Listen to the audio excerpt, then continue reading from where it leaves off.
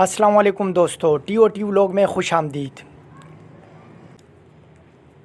کتابوں کے شوق اور پڑھنے کے رجحان کو بڑھانے کے لیے اس چینل پر کتابوں کے تعارف کا ایک سلسلہ شروع کیا گیا ہے، جس میں آپ نے بہت ساری کتابوں کا تعارف دیکھا بھی ہوگا۔ اگر نہیں دیکھے تو آپ ہماری ویڈیوز ہمارے چینل پر دیکھ سکتے ہیں۔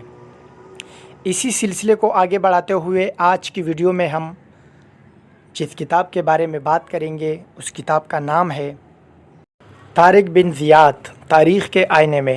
H.L.A. گریگ نامی مصنف کی لکھی ہوئی یہ کتاب تقریباً 417 صفحات پر مشتمل ہے، جس کا اردو ترجمہ جناب مصباح اکرم صاحب نے کیا ہے۔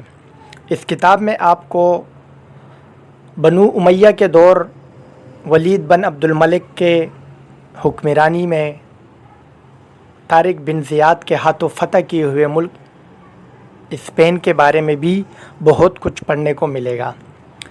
جیسے کہ نام سے ظاہر ہے، یہ اسلامی دنیا کے ایک عظیم جرنیل طارق بن زیاد کی زندگی کی کہانی پر مشتمل ہے۔ اس کتاب میں سبتہ کے چاند کے نام سے ایک ناول کو شامل کیا گیا ہے، جس میں طارق بن زیاد کی زندگی کے تمام حالات و واقعات، اس کے کارنامے، اس کے فتح کیے ہوئے علاقوں کے بارے میں تفصیل سے بتایا گیا ہے۔ اس کتاب میں آپ کو اسپین کے اس وقت کے بادشاہوں کے طرز زندگی، ان کے اخلاق اور ان کے چرچ کے ہاتھوں عوام کے استحصال کی کہانی بھی پڑھنے کو ملے گی۔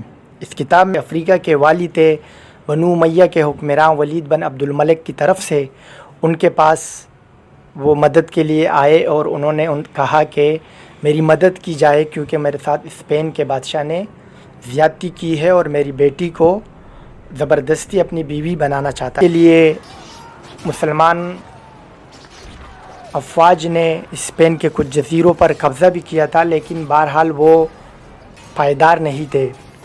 جب یہ واقعہ ہوا اور اسپین کا اس وقت اسپین کے حکمرانوں کے بیچ ہونے والے جھگڑوں اور ان کے آپسی رنجشوں کے بارے میں بھی اس کتاب میں تفصیل سے بتایا گیا ہے۔ تاریخی ناموں کو بیان کرتی ایک اچھی اور معیاری کتاب ہے۔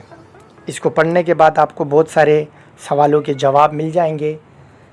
طارق بن زیاد کی زندگی، موسیٰ بن نصیر کے بارے میں بھی اس میں کافی کچھ لکھا گیا ہے، اور ان کے اینڈ میں جس طرح بتایا جاتا ہے کہ اکثر اسلامی سپہ سالاروں کے ساتھ حکمرانوں کی طرف سے زیادتی کی گئی ہے، اس بارے میں بھی آپ کو پڑھنے کو مل جائے گا۔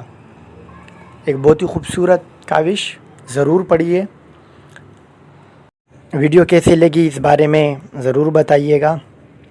لائک، ڈس لائک، کمنٹس جو آپ کا دل کرے۔ چینل کو سبسکرائب کر دینا۔ اگلی ویڈیو کے لیے اجازت، اللہ حافظ۔